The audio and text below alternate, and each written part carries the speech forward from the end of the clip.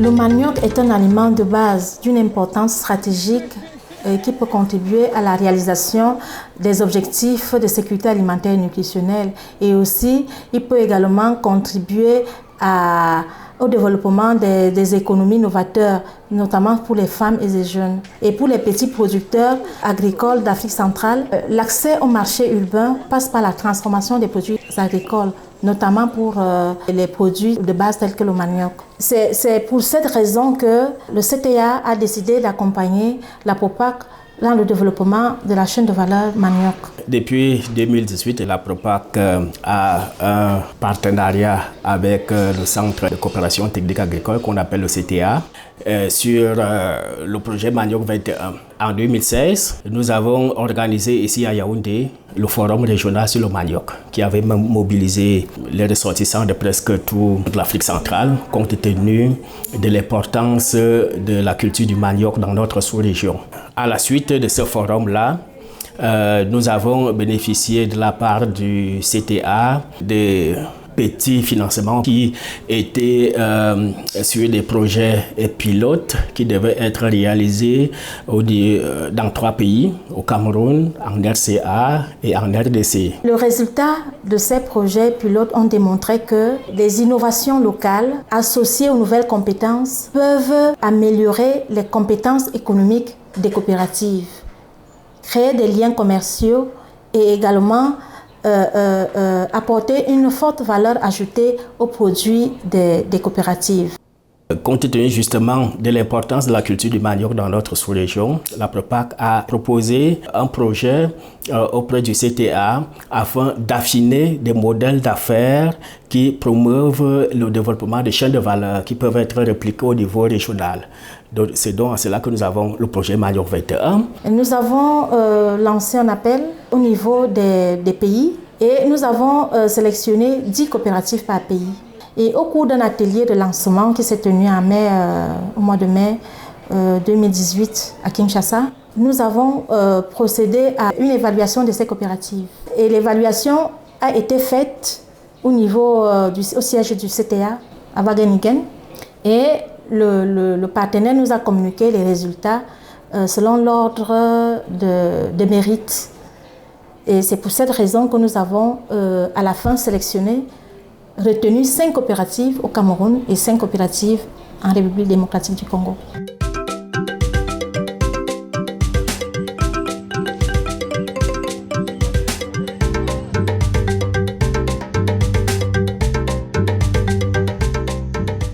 Nous avons mobilisé une expertise au niveau d'une structure néerlandaise, Scope Insight, qui a développé toute une méthodologie pour renforcer les capacités des coopératives. Nous avons également travaillé avec IFC, donc, qui est la filiale secteur privé de la Banque mondiale, autour d'un curriculum sur le leadership des coopératives.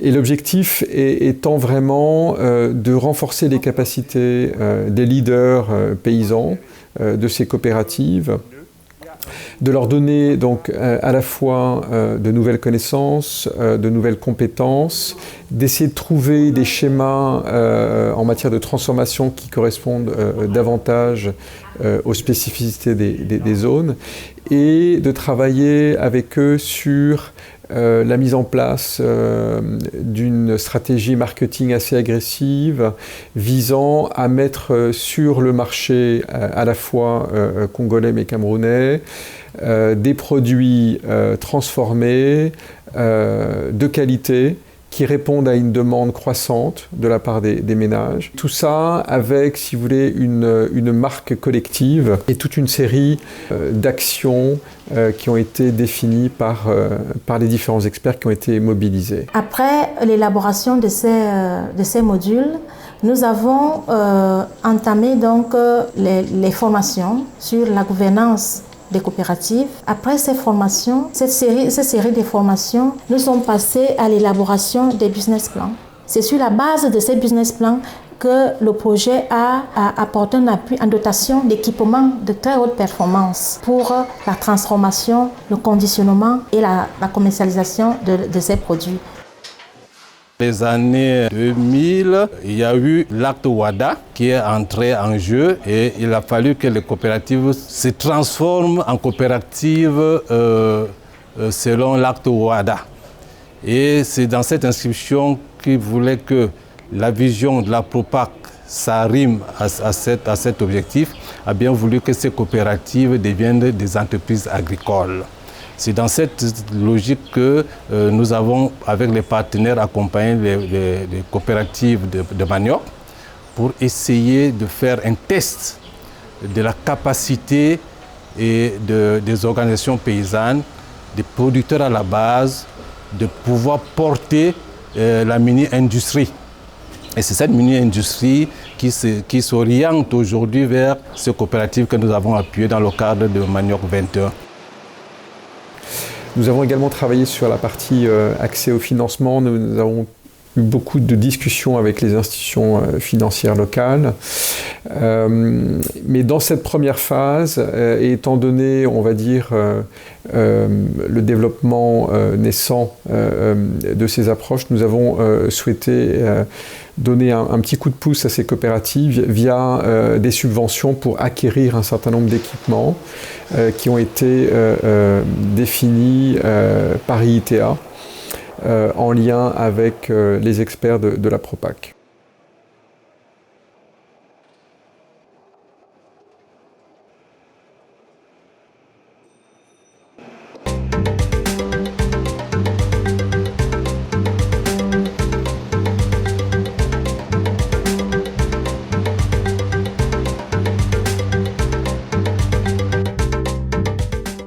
Nous avons apporté des emballages, nous avons apporté même les voitures à toit ou les tricycles, non seulement pour évacuer la matière première des champs pour les unités de transformation, mais également des tricycles pour la commercialisation, pour la distribution des produits finis dans les centres urbains, les marchés. Nous avons également, sur la base de ces business plans, doté les coopératives des fonds de roulement pour lancer la production. Et le projet ne s'est pas arrêté jusque-là parce que nous avons avec l'ITA, le projet a conçu une application numérique. See, with a modern agriculture now, it has to go with information and communication technologies. And this was one of the aspects that IITA had to implement with the cooperatives. And in order to do this, it was taken into about 3 stages. They have to develop the ODK forms, they have to develop the dashboard, they have to develop the SMS services. The ODK is actually registering the supervision of the fields, registering cooperative members, their activities, and also the time that maybe some of their products can be ready. You gather all this information into the ODK forms, you fill them in, and then you send them into a server. You register them you use the dashboard now to register this information into the system. And then using the SMS services now, you can able to access the dashboard. You send in information into the dashboard and you retrieve information pertaining to when you think your fields can be harvested, pertaining to when you think payments can be done. Using the GPS, that's the tool which can actually be used now to measure the supervision of the land which the farmers are cultivating. And from there we can be able to calculate maybe the yields that can effectively come out from these fields, and then from there we plant processing. Nous avons formé des coopératives sur les stratégies marketing.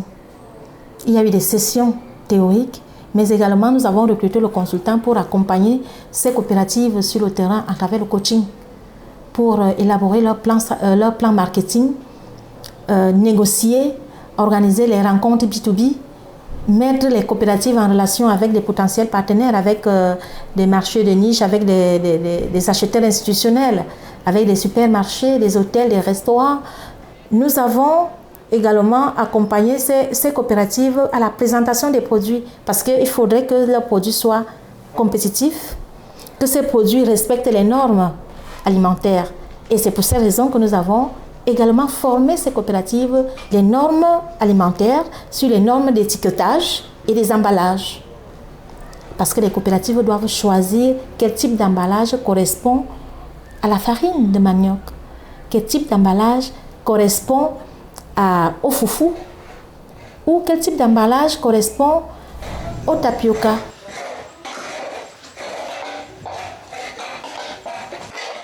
Notre vision était d'accompagner ces coopératives vers des marchés plus importants, plus rémunérateurs, et notamment les marchés régionaux et les marchés internationaux.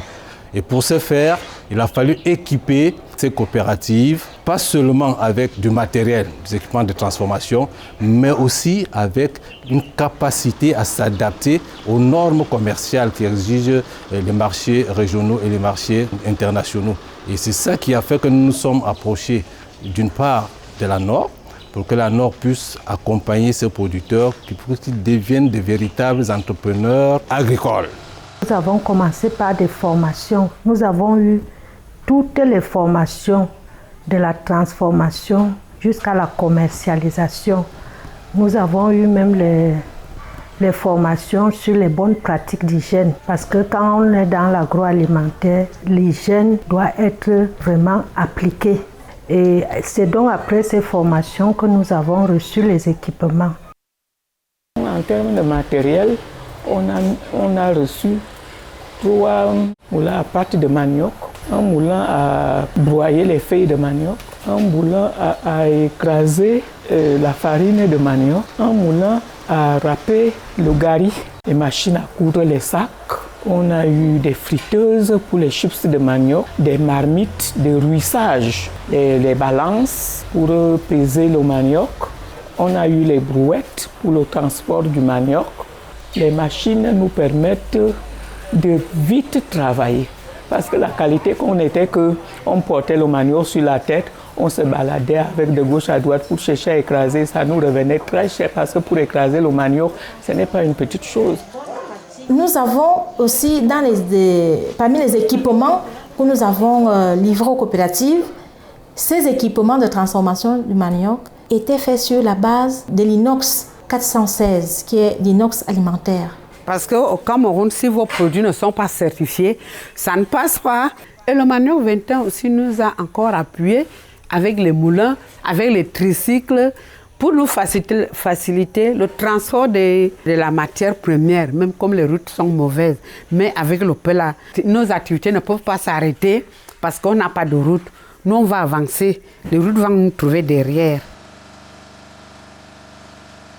Avant de recevoir les machines ici, nous avons eu à subir des formations pendant lesquelles on nous a édifié comment utiliser les équipements. Avant l'arrivée des machines, le travail était extrêmement pénible. Par exemple, s'il fallait râper le manioc pour faire le gari, c'était vraiment un parcours du combattant. On ne parvenait pas à faire 10 kilos par jour, même si on réunissait des fois 10-15 femmes de la coopérative, on ne parvenait pas. Or, à l'heure actuelle, avec l'arrivée des machines, la râpeuse qui est là me permet de râper 1 tonne de manioc par heure. Certaines de ces filières-là, telles que le manioc, nous n'avions pas encore eu satisfaction. Manioc 21 nous a accompagnés par les formations, maintenant les équipements, formation en tout, c'est-à-dire la gestion administrative et financière d'une coopérative, les coachings, c'est-à-dire le suivi, la tenue des documents, tout ce qu'une coopérative professionnelle, surtout répondant à la réglementation de l'acte uniforme OHADA, Manioc 21 nous a donné tout cela. Le projet nous a amenés à partir de l'esprit purement associatif et à migrer vers la culture de l'entreprise. La coopérative rachète la production des membres. Ça veut dire qu'à terme ou à moyen terme, les membres de la coopérative devront produire sachant déjà qu'ils ont un marché qui est là. La coopérative. Après, ces membres viennent eux-mêmes contribuer à la fabrication, à la transformation de ces produits collectés pour maintenant améliorer à la fois leurs revenus et même aussi le revenu collectif de la coopérative. Avec l'arrivée du projet Manioc 21, ici au village, nous avons relevé le défi qui était de freiner la vente anarchique des terres. Beaucoup de gens ont compris qu'avec la terre, on peut devenir très riche, que la terre vaut de l'or.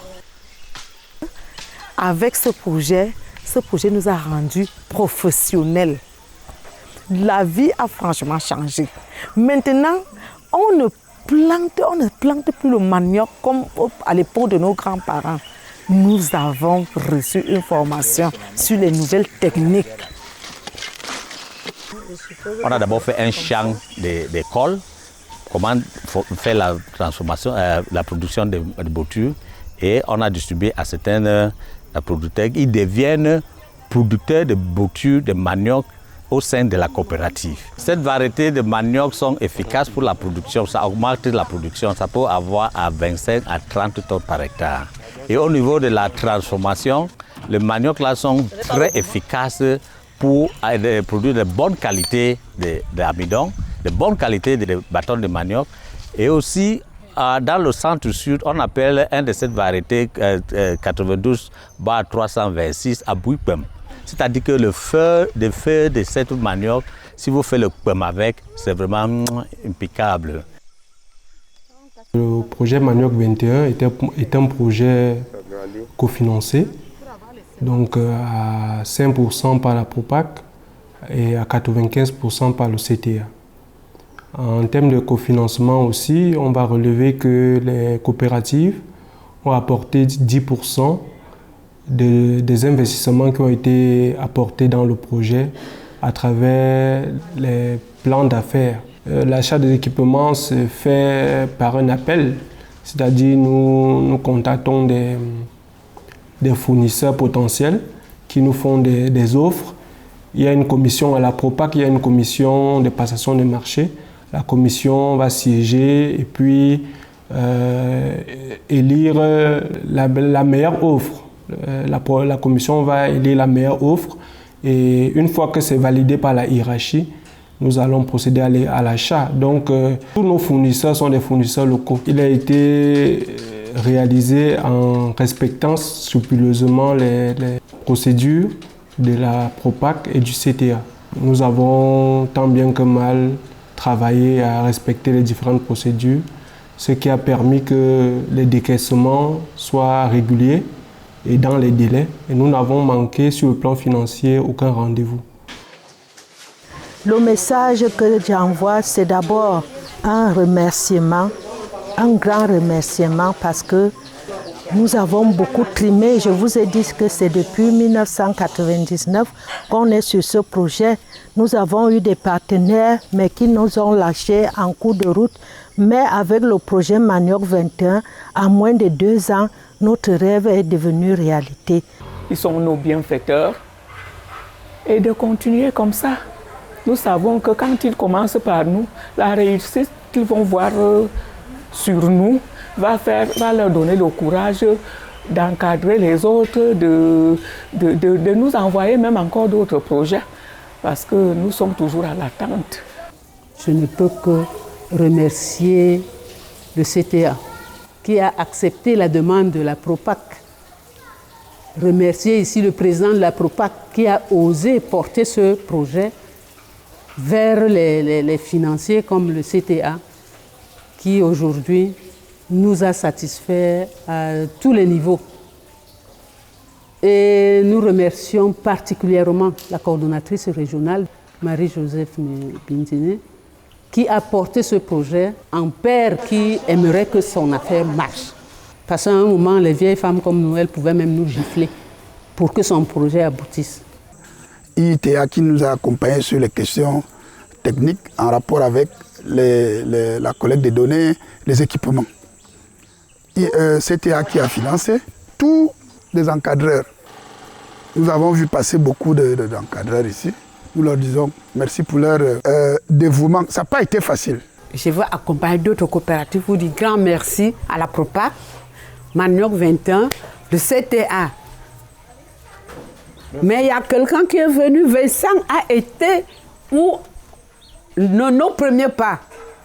Vraiment, il a vu. Je pense que Vincent viendra faire encore un autre tour pour voir le niveau. Au 15e étage, on se retrouve. Grand merci. Il faut aussi reconnaître que les coopératives étaient à un certain niveau au départ. Aujourd'hui, je pense que ces coopératives-là ont beaucoup grandi. Et donc, pour amener ces coopératives à ce niveau aujourd'hui, il y a eu beaucoup de travail à faire avec elles.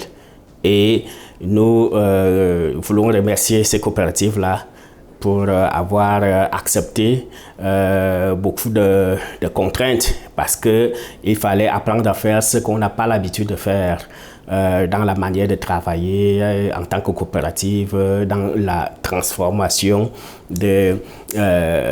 parce qu'il fallait un peu un changement de mentalité pour se mettre dans la gestion moderne des entreprises. Bien. Donc tout cela, ce n'était pas facile. Et puis l'autre difficulté, lorsqu'on parle d'un projet, le projet ne résout jamais tous les problèmes. Le projet apporte des moyens pour une partie des problèmes que vous avez soumis. Et là, l'arbitrage est parfois difficile pour prioriser les actions à mener.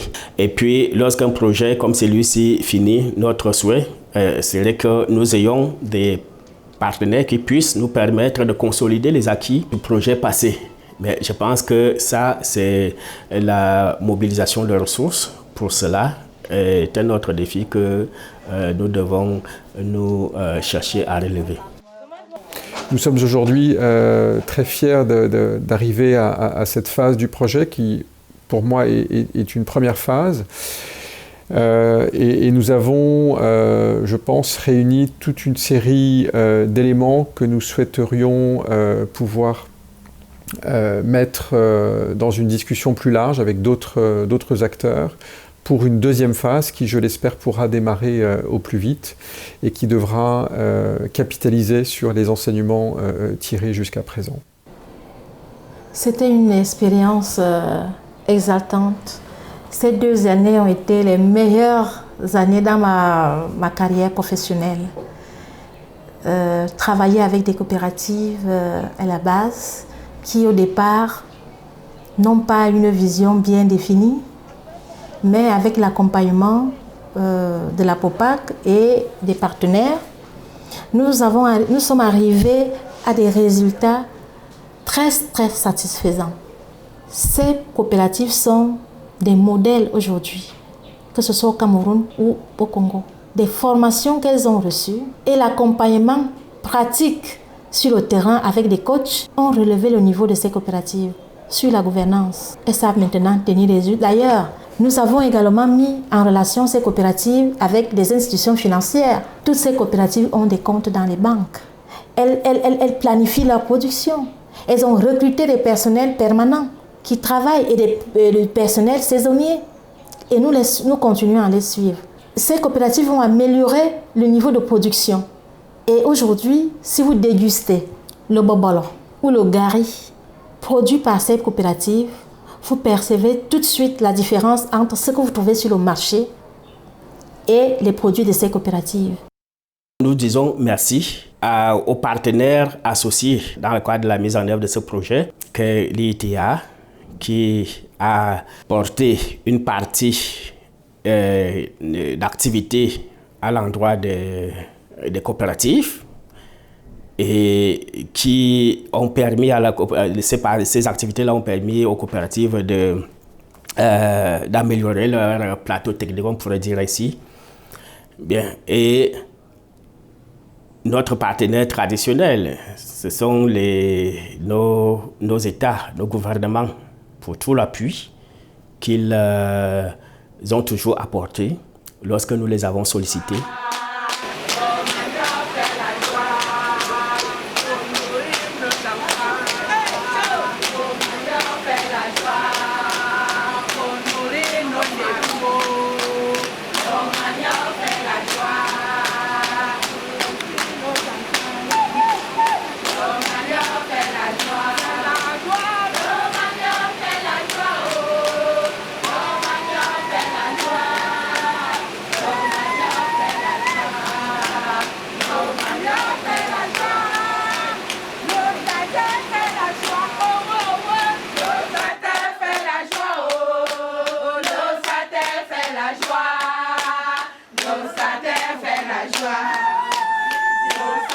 fait la joie. C'était à faire la joie, oh. C'était à faire la joie. C'était à faire la joie.